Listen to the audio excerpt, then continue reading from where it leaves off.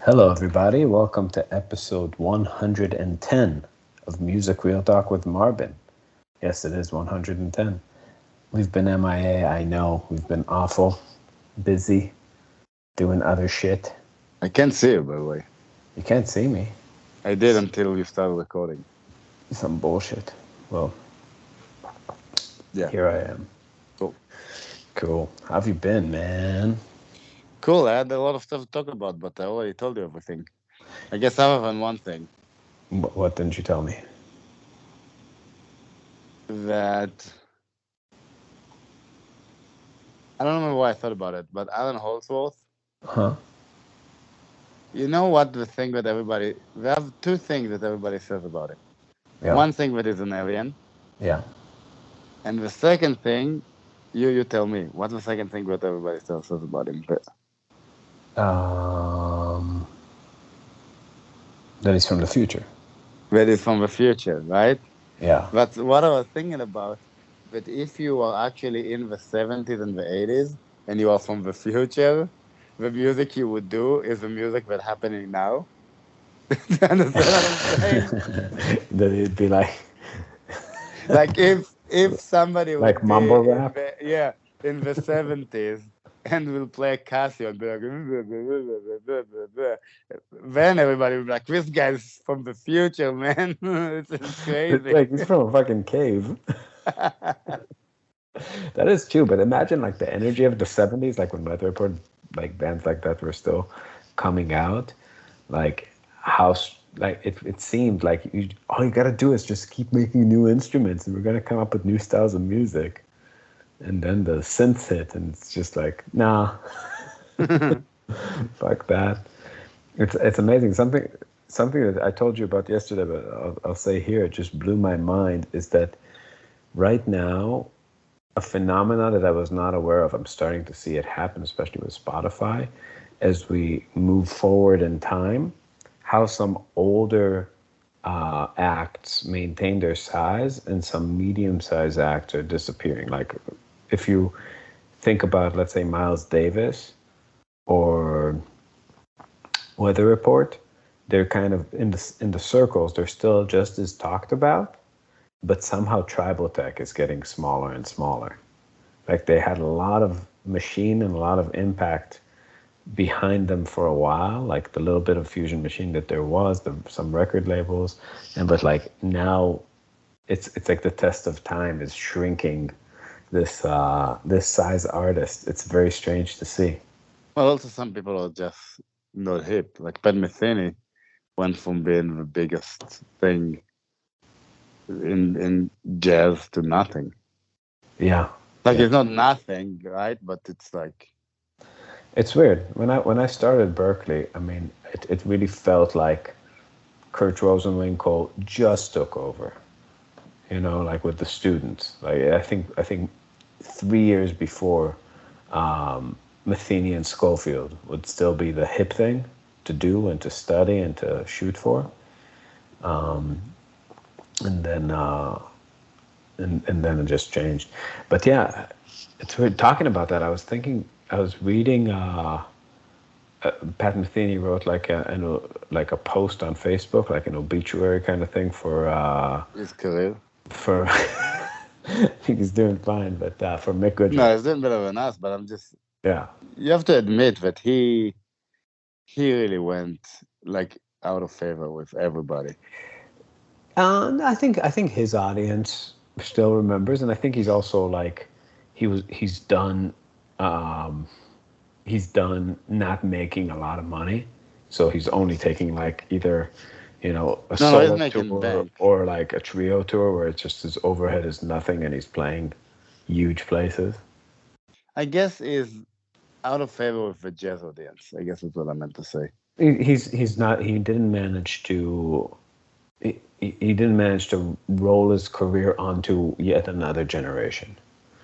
I Yeah. think that's it's but it's he's so famous for like the geezers that it's fine. But No, people on our generation are still Metheny fans too. I'm I talking about people younger than I us. fucking love that music. I mean, like to I know. me, it's like it's you know it really.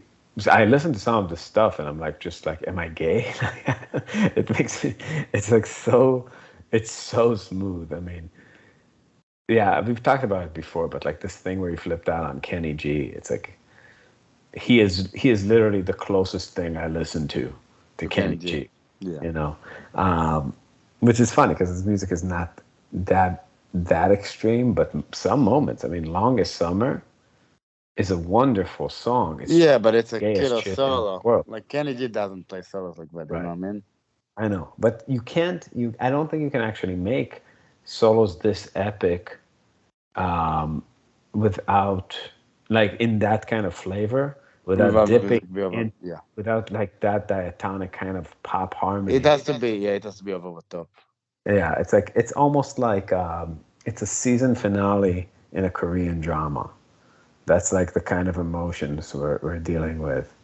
You know, it's so it doesn't even belong in like American cinema. You know what I mean? It has to be like Asian emotions involved, slow motion shots. Like that's the vibe. I remember the video for that. So much B-roll, like B-roll of traffic lights. Do you Yeah, remember? of traffic lights, yeah. So, Um, so bizarre.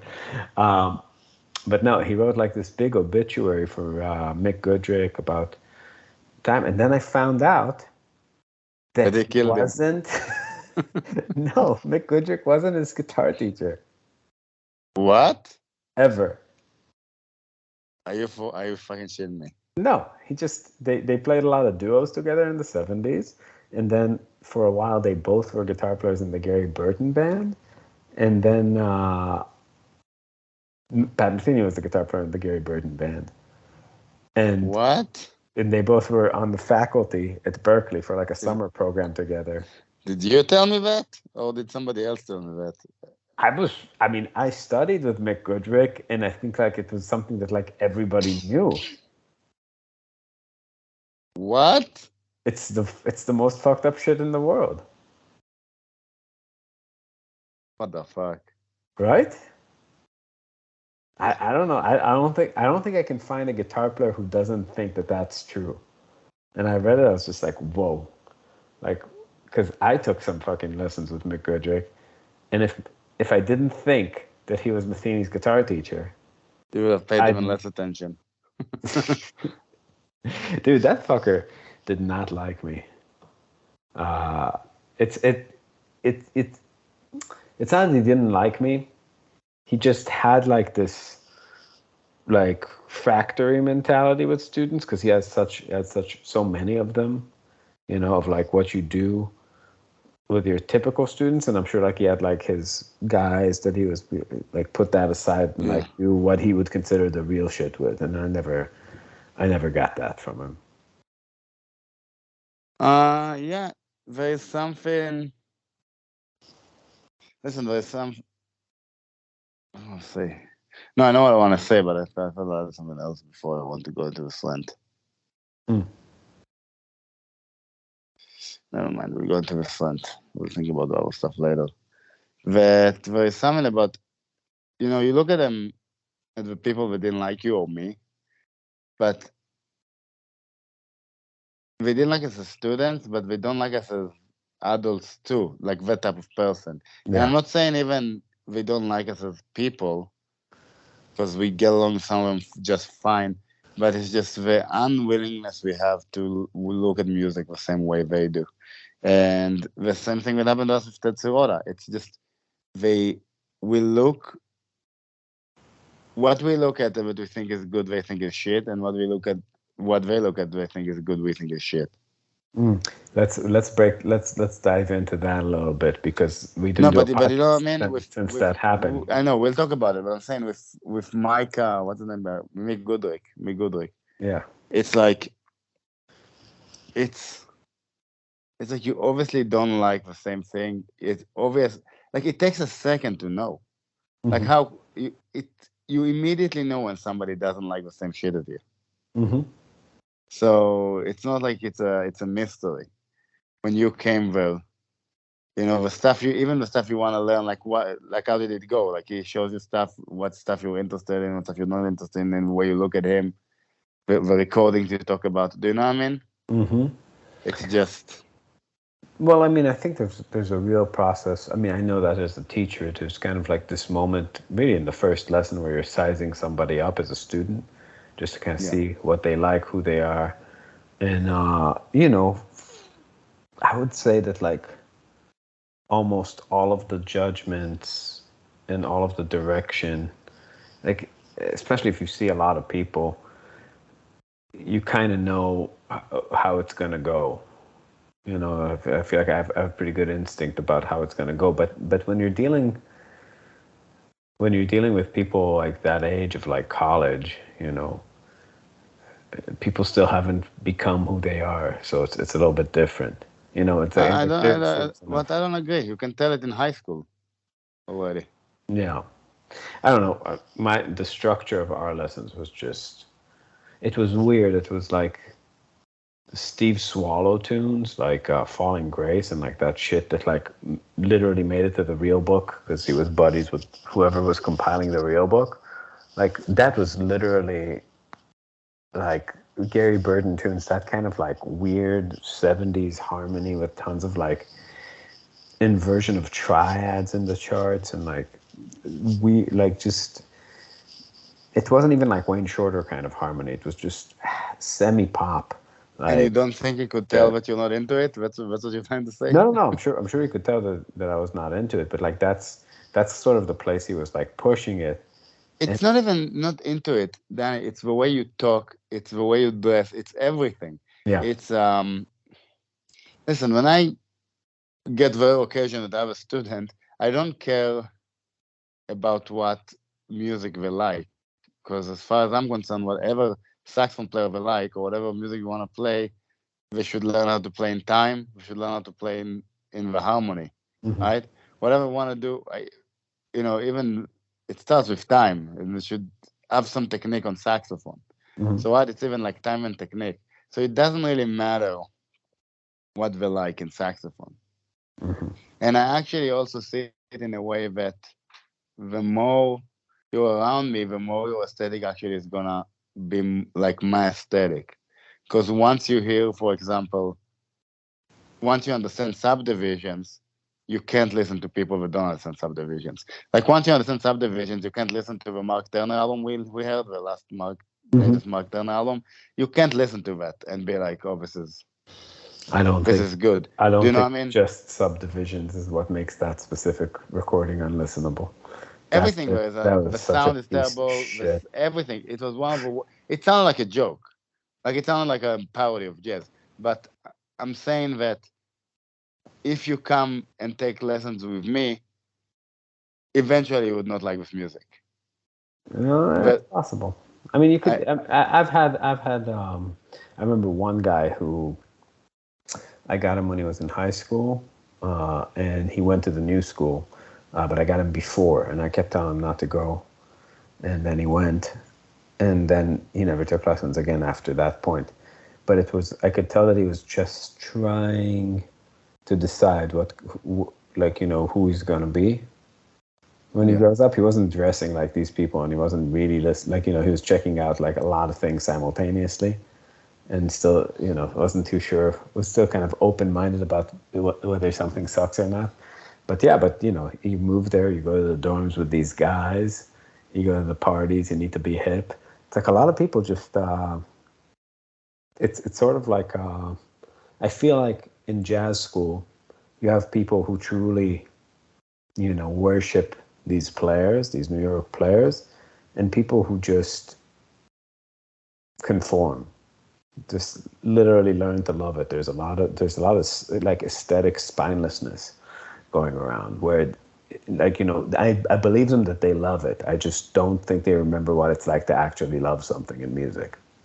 I think they just kind of forget, and then they just spend all their time listening to stuff that they don't really like, but that's all they listen to. So it's sort of they kind of reprogram themselves to enjoy it, and then you're in the lingo. So yeah, I mean, now if you're like all you listen to is like Mark Turner and Rosenwinkel and whoever plays Smalls, then you can make judgments like, oh yeah, that was killing compared to that. But in the grand scheme of things, it's like, oh, like fucking music, man. I just Do don't people get it. like it? Do some people actually like it? Can It's somebody hard.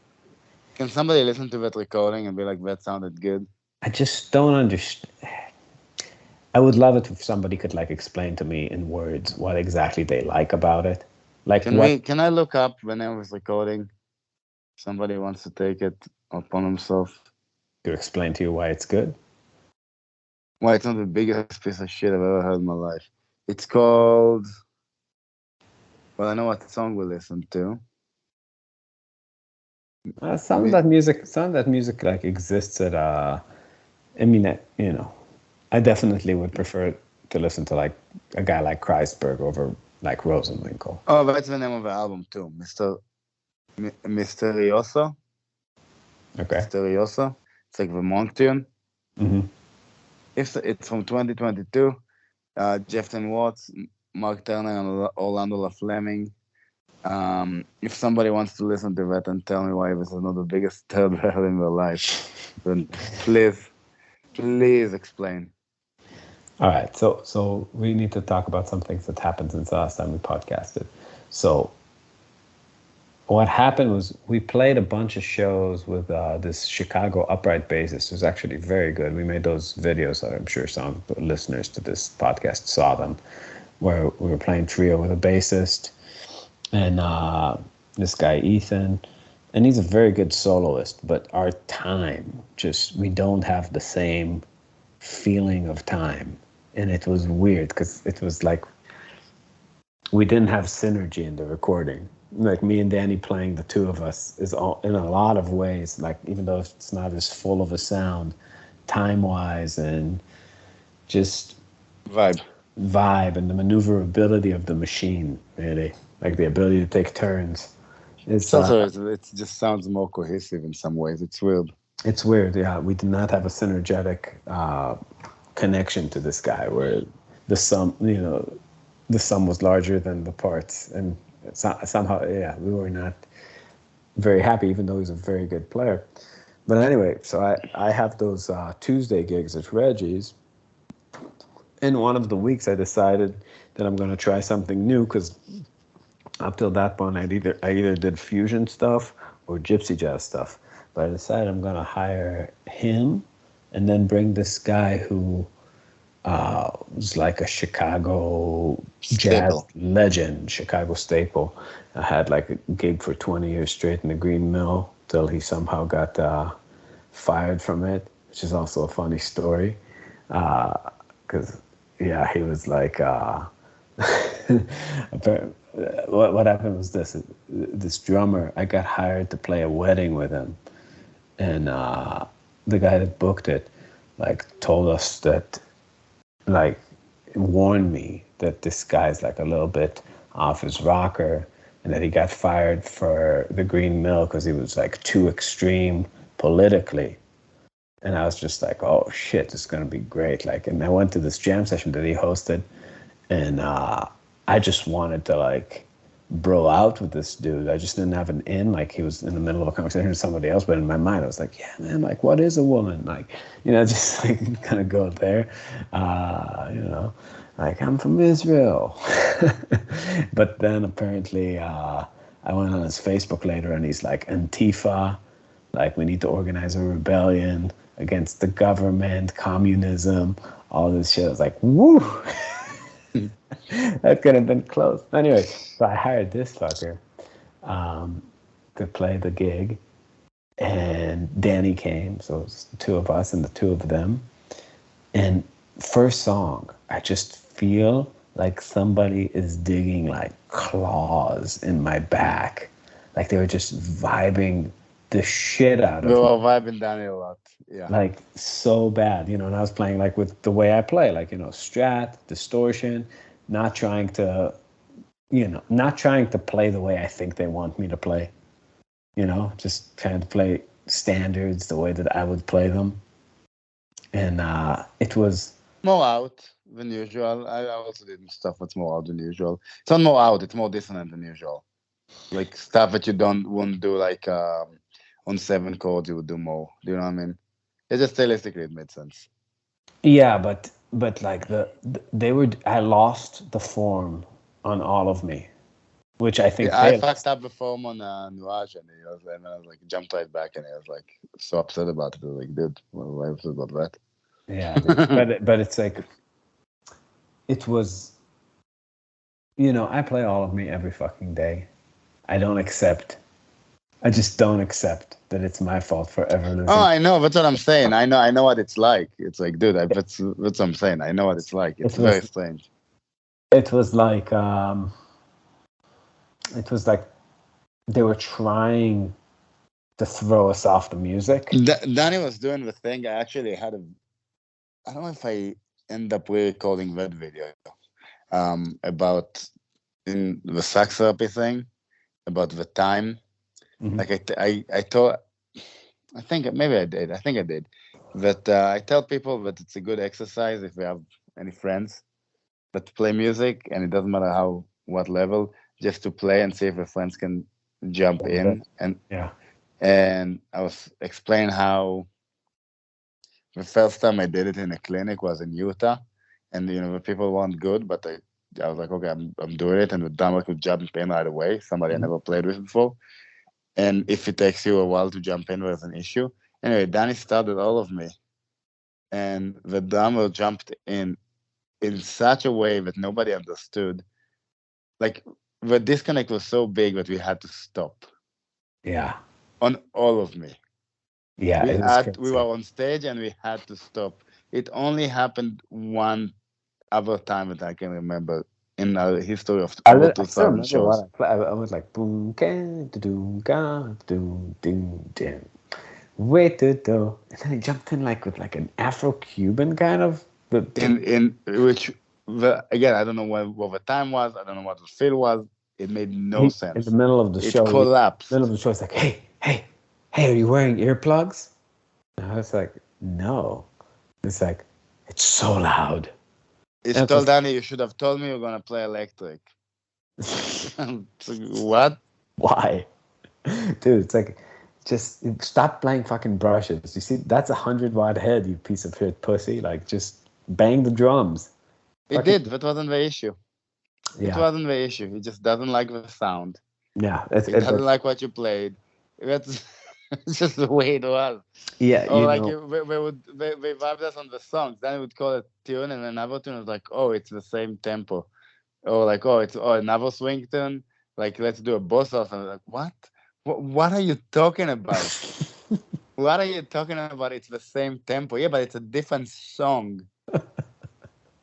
Like It's like the stop fucking song is what? different. Stop fucking what? It's the same tempo. No, but the song is different. The chords are different. The melody is different. We're gonna play different shit on it. You know what I mean? I know. Like what? It's like it's not your gig. Well, the It's not funny, even like it's I, the first time we met. one of the funniest, yeah, that was crazy. The funniest thing was that like we thought that we played a few gigs that week with that bassist, and we thought he was introverted and shy, but those two made like No, you thought I kept complaining. yeah, because he wouldn't talk to us a lot, but he kept to himself. He smiled. We're like, fuck. Well, that told Danny. Can he at least lie and tell me that he likes how I play? Because I thought I did pretty good. Yeah, but in any case, they but when we put both of them together, they became like a jazz hole, like like a transformer. Like the two of them made a bigger It was very strange. We played. a Power Yeah. Engine, a Voltron. Yeah, they We, were. Danny called the blues, which I was like, oh, we're probably not gonna like that. And then the guy was like, "What melody are you gonna play?" I was like, "Why do you give a shit what melody I'm gonna play? Wait, play quarter notes, play quarter notes." I was like, "Play the changes in quarter notes." Oh shit, that's what you will do on every song. Perfect. And then I was like, "Blue Monk," and it's like, "Blue Monk in F." Like, I don't know what key is it supposed to be in B flat. Who gives a shit? It's supposed to be. It's not the key of a real book. Like, I just don't understand. Like, Yeah, what? Why would you? It come out of your mouth? it's but I was in that gig. I did have like some very like I was proud of myself being old now, and because if this happened 10 years before, it would define my month. And I was just like, I have a baby at home. I don't. I'm just like, I'm just not hiring you guys again. It's, you know what I mean? Yeah. Like that's not Yeah, back in the day, you would try to hire them all the time until you until they convince them. yeah. Well, the funny you came up with really the most key thing about this because after the gig, the guy was like, "You guys need to leave more space," and it's not the first time people have said this. We've heard it once or twice before, but the I always I have this thing of like whatever I'm trying to work on systematically and like just become the best, like be the best space lever, you know? But my mind interprets space like more rests in the music. And then Like places you don't play. yeah, places you don't play, so, places of the measure of the form you don't play solo in. So, and my mind is like, okay, let's like take Sonny Stitt and look at a transcription and be like, where does he live? Where's the best place to leave Not him? even Sunny State. All the new people. Whoever, right? Because we listen to Mark Turner because I was Yeah, telling you, listen, check this out because that's the guy that the guy likes. yeah, but none of these motherfuckers Live leave any breaks. space. There's no space. But then, yeah, it really dawned on me. It's like, yeah, space does not mean breaks or rests. It means play shit I like. What does it mean? No, it doesn't. It really doesn't. It means play shit that doesn't grab attention away from Yeah, yeah. other No, instruments. that's what I was saying the other day, Yeah, it's yesterday. it's But it's yeah, it's instrumental communism. It's saying that like a solo should not make one instrument shine on top of other ones. yeah, that's what I was saying. It Find was like, ways, motherfucker, it's called a solo. yeah, find ways to blend, to camouflage into the herd. Like, They, say thank you that I let you comp me. Back in the day, solo means everybody shuts the fuck up. And not 4 people, 3 people, but like the entire orchestra. yeah, no, it's literally it's a movement against the the inequity of attention. Yeah. They want a more equitable jazz where people listen to the bass. You have people like Scott LaFaro just shit like playing catch with a soloist, and the drummer is supposed to do the same thing, and then you're supposed to like just stay in a subdivision and just camouflage yourself against the herd. You No, know? there's this idea that you're separated them from the music, right? So if you do something like that, it's like it's your ego. You're playing, like you want people to listen to you, and they want people to listen to the music. But what the fuck is the music? You know what we need? We need something like Jordan Peterson and like all these Daily Wire people. Like they always have like very concrete examples of like the perverts that started the movement, like John Money. Like and we need to have Yeah. like a jazz villain and be like, this guy, he fucked kids, and he like did cocaine from like the anuses of babies, and in his own perverted, like what he really wanted to do is be Charlie Parker, but he God couldn't LaFaro. do it, and yeah, but we need like a good backstory though for like the villain that like made it all up, and then like and then he just wrote like a book I about actually the don't. eagle. It's another thing.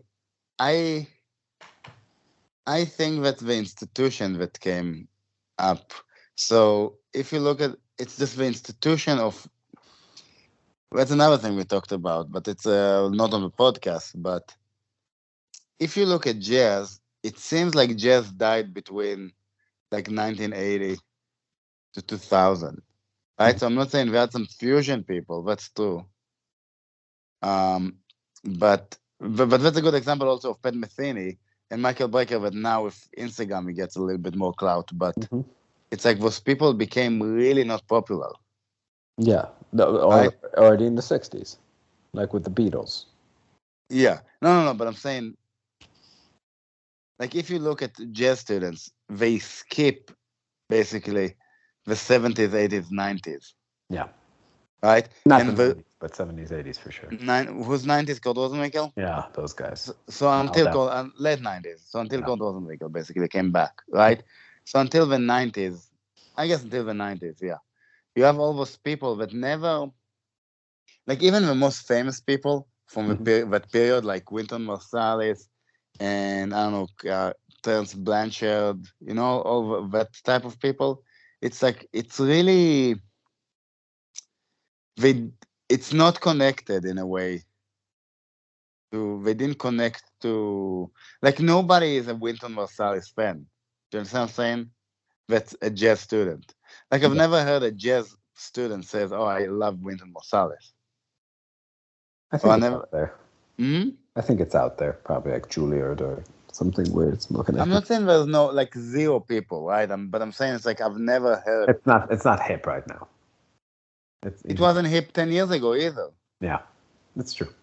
But that's entire part. And what I was thinking is because there was this death of all the institutions of jazz that were before, which meant all the because jazz became not popular, right? There used to be money in jazz, like Hmm. not a lot of money, but still money, and it's just all the clubs died, Hmm.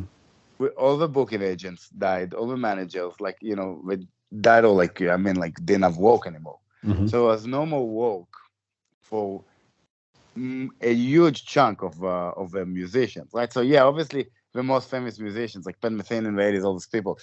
Obviously, some people still did all that stuff, but then it didn't really solidify into anything until jazz academia took over. Yeah, I mean, I would guess that it's probably those like late '60s, early '70s was already tough times.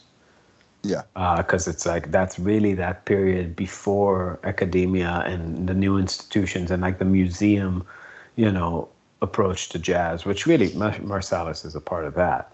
He's like a custodian of how, with government money and all the stuff of how like to Lincoln Center, how to bring it to like to keep it. It's like an essential piece of whatever, however he frames it, like American/Black history or whatever.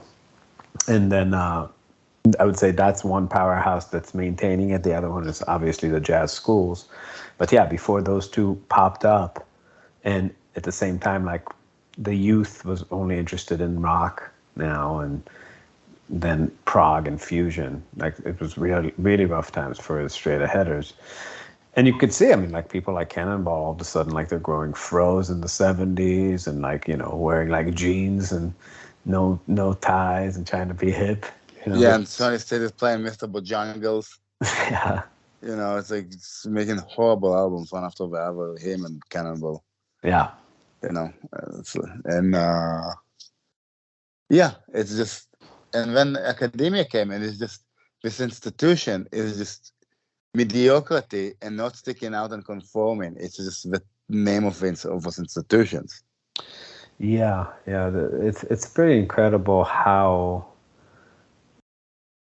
it wasn't as bad. It wasn't as crazy as it is now with the minimalism thing when I went to school. But I think Berkeley was very decadent and stagnant environment, and they just haven't changed the teachers in a very long time. So I think when I was there was early 2000s, and the people from that generation of Kurt Rosenwinkel still haven't become the professors.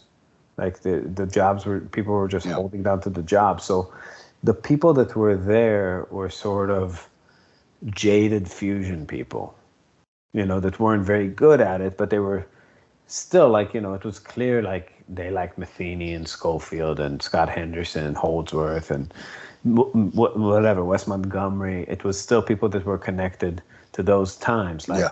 I mean, I remember when they started having like they had like a lab about Kurt Rosenwinkel my last year there.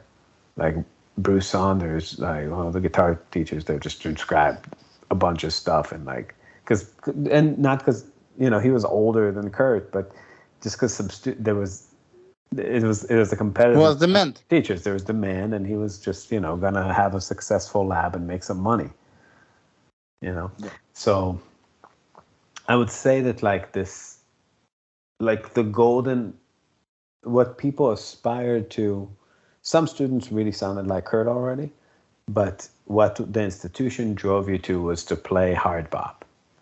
Like you needed to be able to play more like Freddie Hubbard or somebody like that, or I don't know, Hank Mobley. Like they wanted people to play like eighth notes in time fast. Yeah. You know, but yeah, this thing. I mean, I'm still completely in awe of Kurt specifically because of how much jazz students still see themselves in that kind of player. Like, it's just like the archetype of a douchebag, you know? And like people are just so like they just see this douche and they're like, I am exactly as douchey. I'm going to follow this man, you know? It's like this is me. I mean, it's just like in retrospect, like I've talked a bunch of times about like that conversation, that epic conversation we had with him when we were in Buffalo over text when we listened to all of last chapter of Dreaming. But you know, I certainly have a troll component to my personality, but I would never listen to somebody's entire album and shit on it to his face. Could you imagine yourself doing that? No. To somebody like somebody comes up to you and he's like, I can't imagine myself surviving a Kurt Rosenwinkel album from begin to end. That's what I'm no, saying. but imagine that the tables were turned and you're like an established musician now, and like you have like what 25-year-old No, of course texting you not. about music, and he's like sending you his album. And also writing it down. I would also think I'm been recorded. No, of course not. It's fucking crazy. Yeah, but it's just Also, what's the point? yeah. It's amazing. It's amazing. It's just and I'm just always amazed at like, and he exudes it. You know what I mean? It's like I didn't need to have that interaction with him to know what kind of guy he is. Yeah. Well, we knew from before that because of what happened with Allen, but yeah.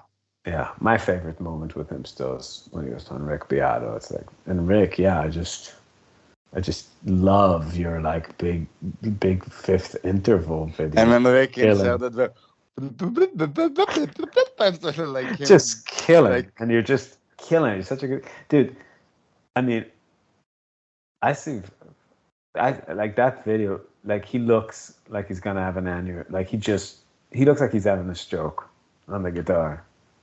It's just so bad, so bad.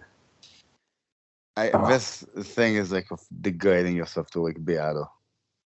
Yeah, I mean, yeah, he's a big YouTuber. No, I wish he had us on. I understand the temptation, dude.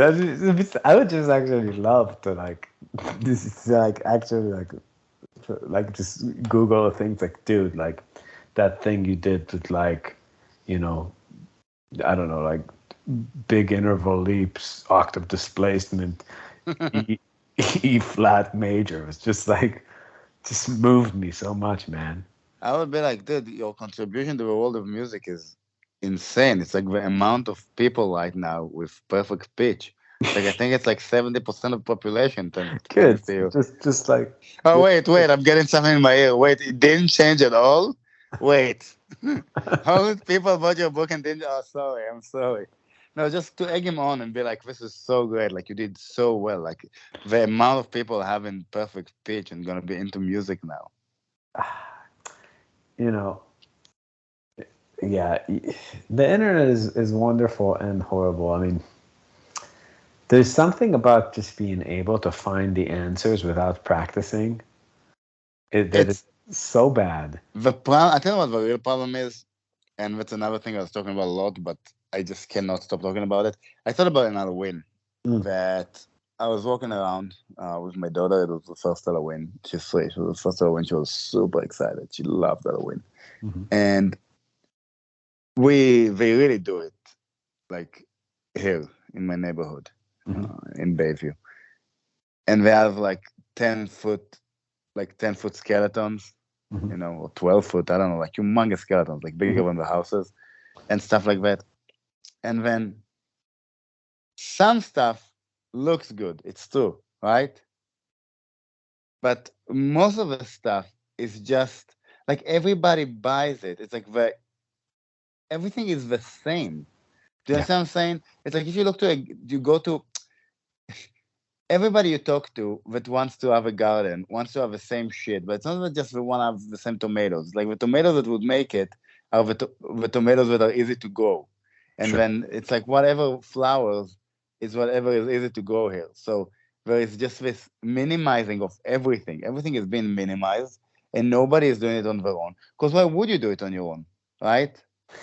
Yeah. But I mean, when you do stuff on your own, like yeah, it's like the average, like maybe the average is higher now of everything, like the decorations are better than they were 40 years ago, but the cooler things are way less cool. well, I mean, Do you there's, understand what I'm saying? It's like it's yeah, you see the same shit. I will say this. I think original people that have originality, right? Uh, this just is a part of their makeup, is a part of their bag of talent.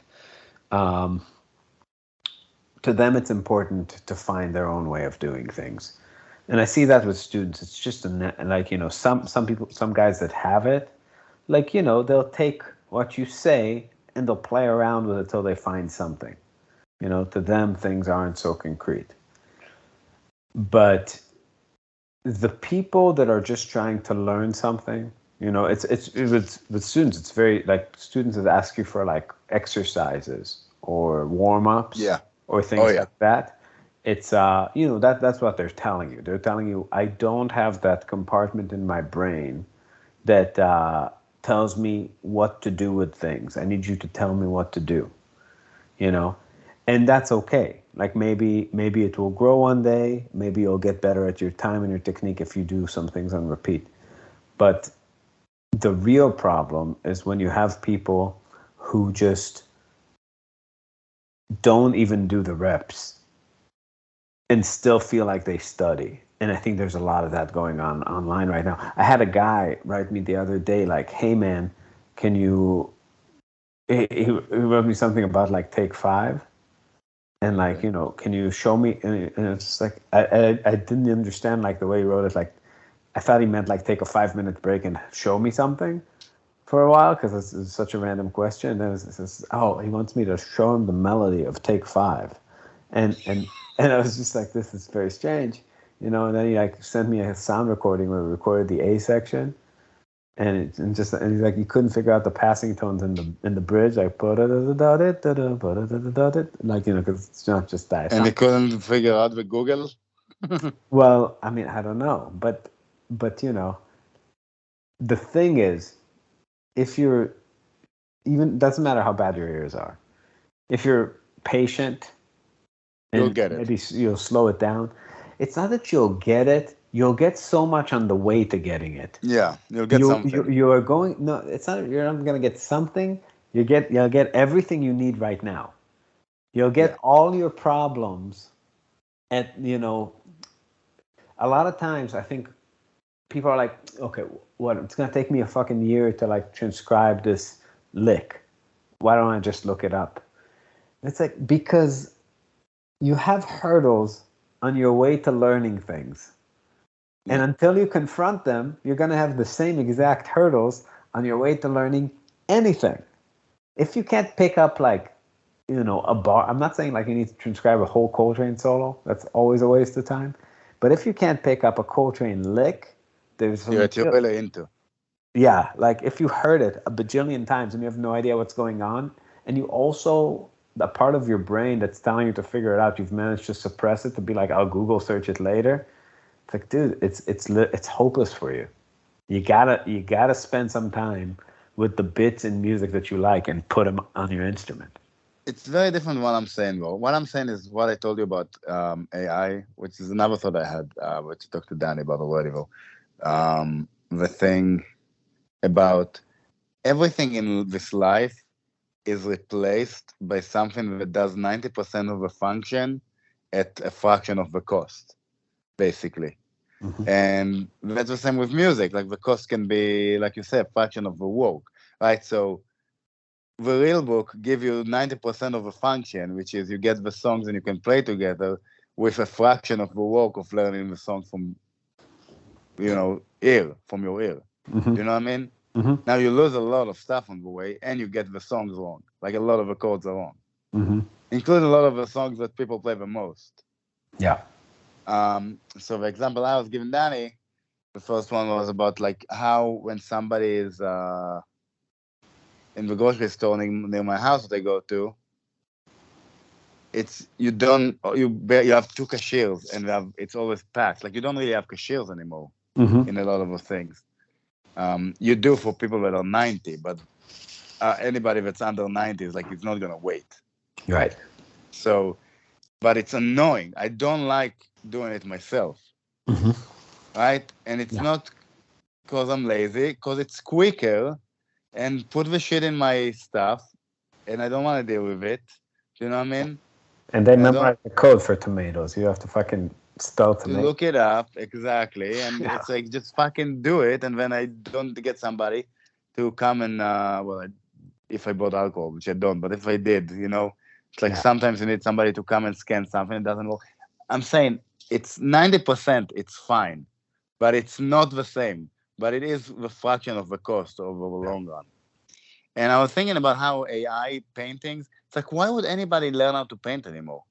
Like, it makes zero fucking sense. Because why wouldn't you just use AI to generate 1,000 or 10,000 things that you can just tell the AI what to do with styles, and then you can just go over it and choose whatever works, right? You just need a curator basically for the AI.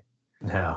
Well, Um, there's probably a painter thinking about saxophone in those terms though.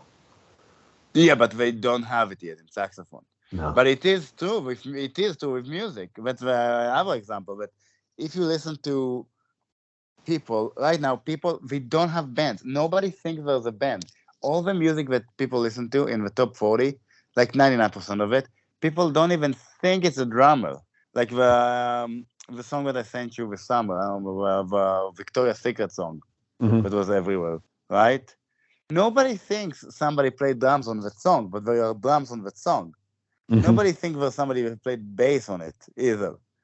Why? Because they replace drummers with something that does 90% of the function. So it's not going to be Dennis Chambers, and it's Mm-hmm. not going to be Vinny Colaiuta, and it's not gonna sound like what's the name of the fucking guy from Cream?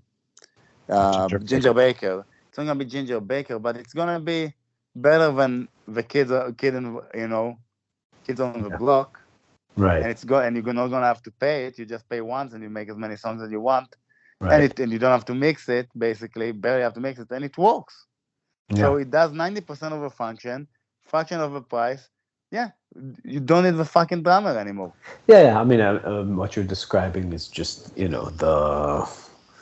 like just the collapse, the gradual collapse of quality in the arts. With this new technology, and it's true. I mean, it's absolutely there. But I mean, But it seems like the it, thing it is, talk to Ben, people like Ben, and for them, it makes things better. Because the average, yeah, on average, it is better.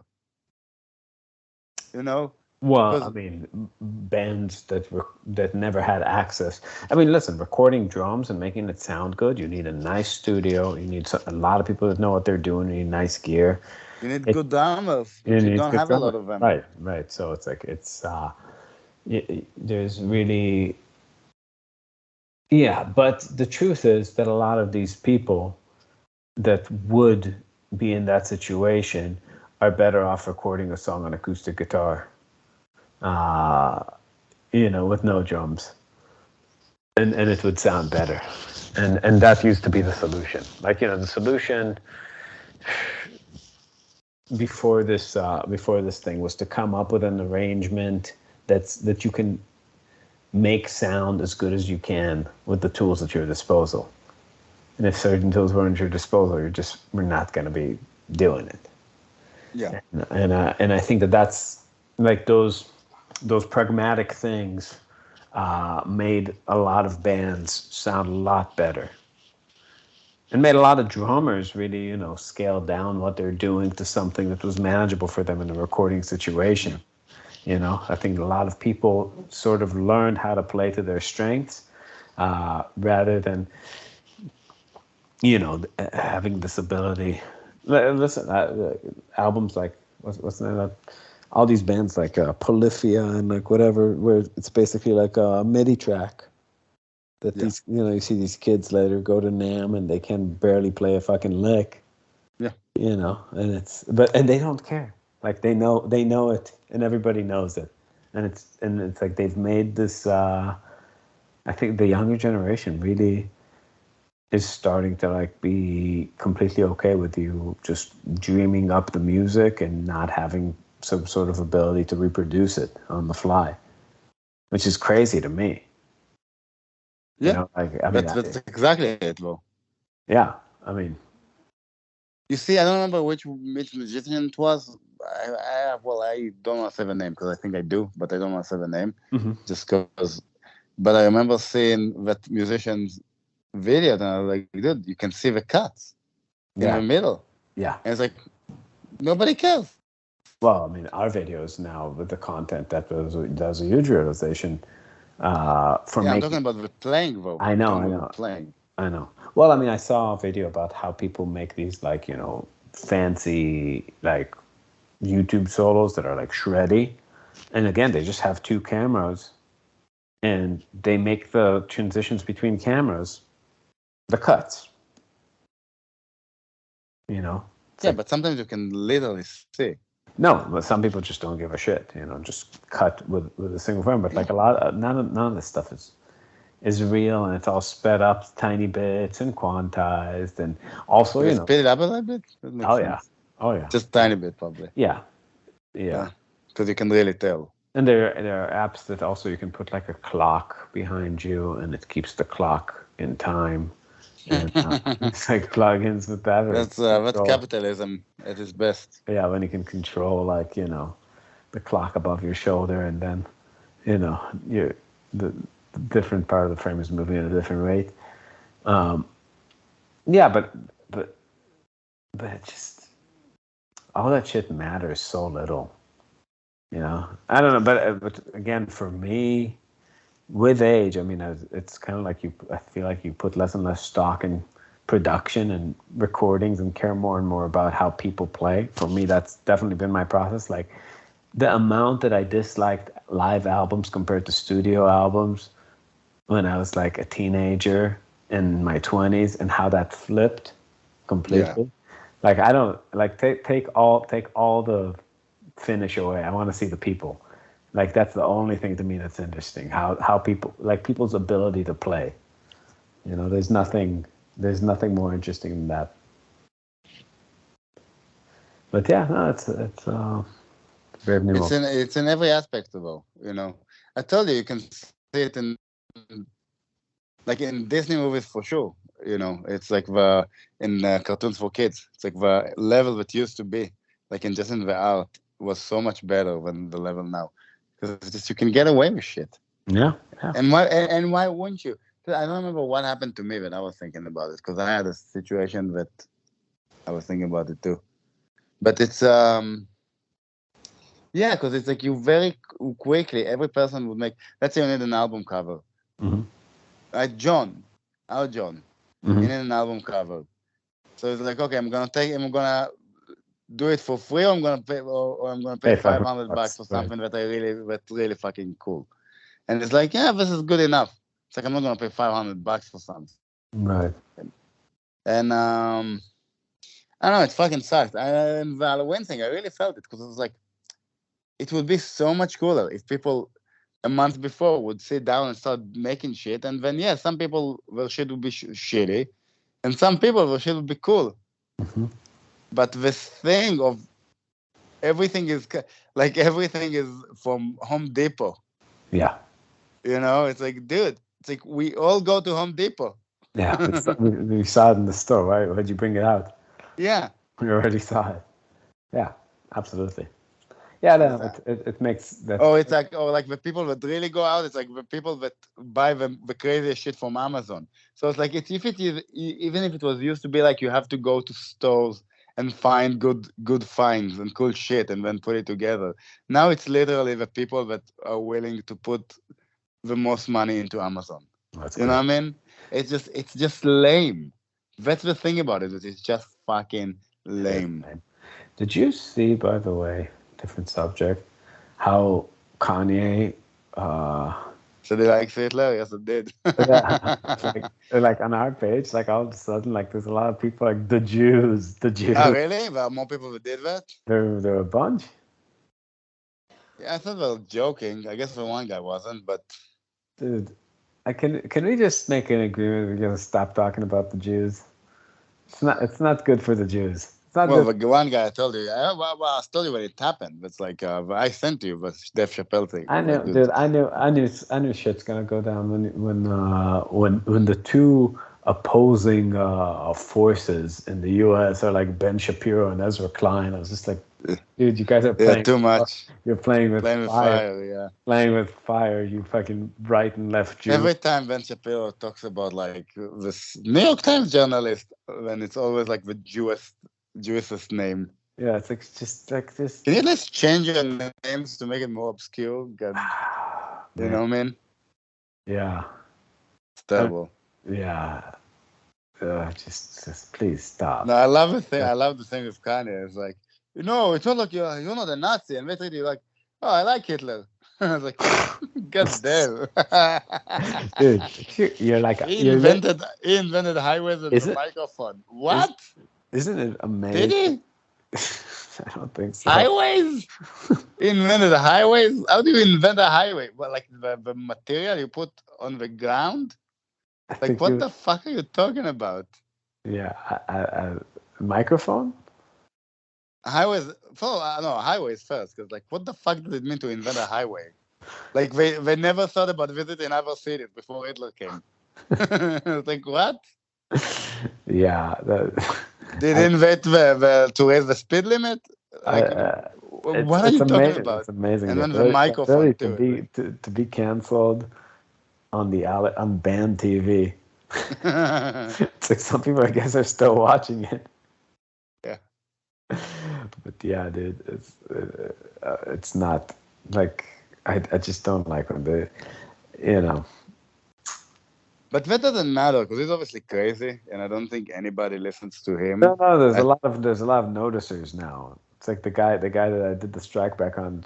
The thing's like I'm not anti-Semitic. I like but what they are you saying it's the this. Dave Chappelle thing. So the problem is not Kanye. The problem is everybody's jumping on Kanye, and then they have people like Dave Yeah, Chappelle coming out being like, yeah, but he's not completely crazy. yeah, Yeah, of course he's not completely crazy. Dude, everybody that's what people don't understand. And they don't understand it about a lot of people that I don't like either, right? It's like people that get notoriety on any side of the political aisle or anything or any subject in the world, usually some shit that they say is true. yeah. Like they don't just say nonsense 100% of the time, you know? You know what I mean? It's Hmm. like, yeah, we know what the Jews were like. They're Jewy. Right, Yeah, yeah, there is something into the Jews being Jewy. yeah. And I get it. Algeria. Yeah, I get, and yeah, not as much as they used to be in the Cheder and when all the fucking I don't know, man. 7 feet tall Germans build them up. These American Jews certainly maintained a lot more of that genetic code It's than more of we it's did. culture. It's quite more cultural. That's how you see Yeah, that it's cultural and not genetic. That it's like Israel is opposition to what European Jews were, and right. American is a continuation of that. American Jews. Yeah, So, but you see it, and it's like yes, it doesn't mean the problem is you can't go from that to all the Jews are this, all the Jews are that. You need to exterminate the Jews. yeah. And also, it's You get like, what I'm dude, saying? I'm in a fucking fusion band. Like Yeah, shut. don't tell me we run the banks, man. Yeah, It's just like exactly. okay, Shut the like fuck up. just give me my fucking like login and password. Like I would love that. That'd be Yeah, fucking dope. Like be like they run entertainment. It's like, are you trying to tell me that I have a hookup in entertainment? Because yeah. let Can me tell you, somebody give a shit? Yeah, my fucking life experience has not it's been not that. Yeah, like it's obviously not true. tell that to But Harvey Weinstein. It's like what are you talking about, yeah, man? but just so people understand my point, that people say crazy shit like that, and then Dave Chappelle comes along and says like, Yeah, but there are a lot of Jews. Like, I'm not saying all the crazy shit, but there are a lot of Jews. Yeah, but you're fucking inferring it. Right. Because that's why you're saying it. Mm-hmm. Oh, Yeah, they do yeah. have a lot of Jews. That's straight up like a Hitler speech where he doesn't say Jews. There are these people. Yeah. Influ- That's exactly what he they did. infiltrate all the highest places in society. They're That's exactly what he said on like you Saturday hear, Night you hear Live. the And audience. he's like, yeah, but you can't say it. You can't say that. It's like, dude, yeah, that's some fuck shit. So that's the part I don't like. Yeah, That they bring Kanye, and so they have all those people saying, yeah, but part of it is true. It's like, no, motherfucker, yeah, you know? yeah. I don't know. And then on our page, it's just hilarious. What you wrote, the guy was amazing. What you wrote, oh my, what the fuck, we're on this page too. That was the best. To me, that was the best tryback. Because, like, if this guy does not understand. Yeah, yeah, we are everywhere. Uh, yeah, I don't know. As an Israeli jazz fusion musician who never got along with other Jewish jazz musicians, nobody fucking helped. It's like I just can't. Like I draw the line. It's I feel personally insulted by the idea of a Jewish cabal because we were such outcasts on everything. Yeah, I just know because I talk to people like Benny, and, You cut and out the so it's like, I just know what those people think. yeah, Right? They would say stuff like, yeah, but if you rather marry a Jewish woman, you yeah, know, of course, yeah, yeah, sure, it's like, yeah, yeah. So what? But not if you be like, okay, this Jewish woman is a psychopath, and this non-Jewish woman is hot and nice. Yeah, go with a hot and nice one. yeah, yeah, You know no, what I mean? It's yeah. just it's just a weird. It's like you didn't you didn't think again. You're giving me, Yeah, yeah, our friend Ben, we just have a very different like cultural background. He's really into eating pizza rolls in his trailer and shooting guns, and we're out here trying to make some fucking money and take over a bank and control the weather. It's like, yeah. what do you do with your wife? Yeah, it's tough to explain to people. I'm trying to remember. Oh, when I talked to Everett about it when he said about if we had to choose Hmm. if a kid is gay or not gay, right? Hmm. I remember when Everett was talking about it, and you're trying to explain to somebody that, but you don't choose, and it's whatever is easier. You choose. Like if our parents could choose that we would be doctors, we would choose that we would be doctors. But that was interesting to us. Do you know what I mean? Hmm. But they didn't get to choose, so that's your kid. Right. So that's the same thing with all that stuff. It's like you don't get to choose. So to say the things like, oh, but you want to marry something, it doesn't matter. Yeah. You know what I mean? It's like that's the weird thing about it. It's like, oh, you like that John is Jewish. Yeah, but if we had the same week somebody that plays better bass than him, then it wouldn't have mattered. Right. Depends how It's much. just the Depends how much way it better. is. Yeah. Yeah, depends how much. Yeah, like I mean, you know. you could really, in our situation, you could really say we ruined his life. Like it's to be accepted to like a fusion bang. I know, I Long know, I term, know. it's not really a blessing. Yeah, but I'm saying the thing of like to think, oh, Jews work with Jews. Yeah, but we also work with non-Jews. Yeah. It's like the point is like, yeah, it's a weird way to look at it as like, oh, that means all the Jews fuck with each other and all the Jews give each other shit. Hmm. Like our families won't give a shit. You know what I mean? Yeah. It's like go talk to your brother. We gotta get some fucking money. Good luck. Yeah. Or I'll talk to my brother-in-law. He always likes to remind me how much money he has. Nice. Yeah. Well, it's just the way it is. Yeah. It's like I don't care much about money. Obviously, I'm want to play saxophone, so I'm not Right. that impressed. But it's like, do you want to give me? He doesn't want to give me some of it. So it's like, so Jews that are not in my family. Right. It's Well, just a weird way to look at those fucking things, and it's not a good move.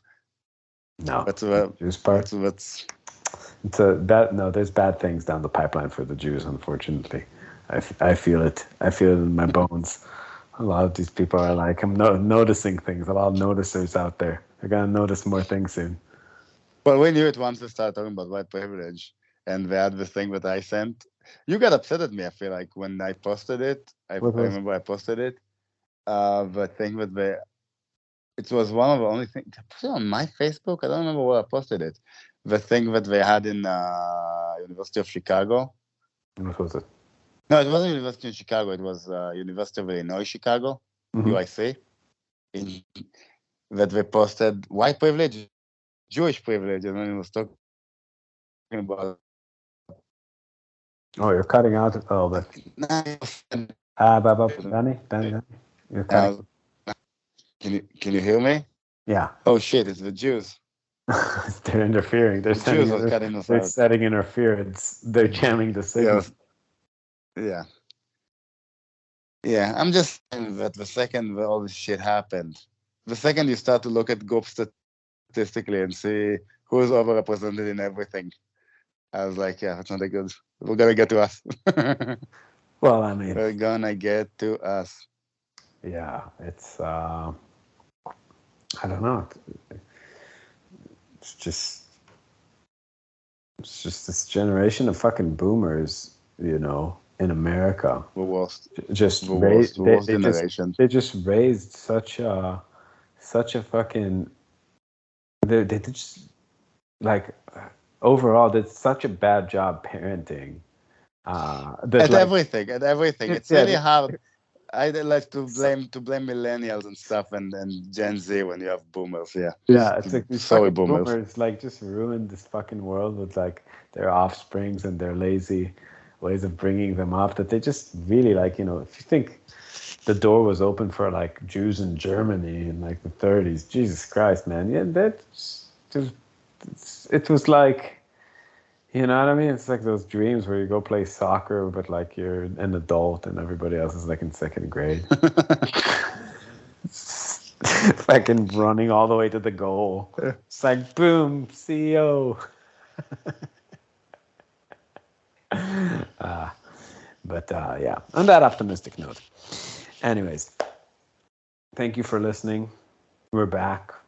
I don't know how often we'll be back, but podcast. We'll start doing it better. Obviously, one day. Hopefully, one day we'll also do it in higher quality too. One day. That's a goodbye from my phone, guys. Bye. Bye.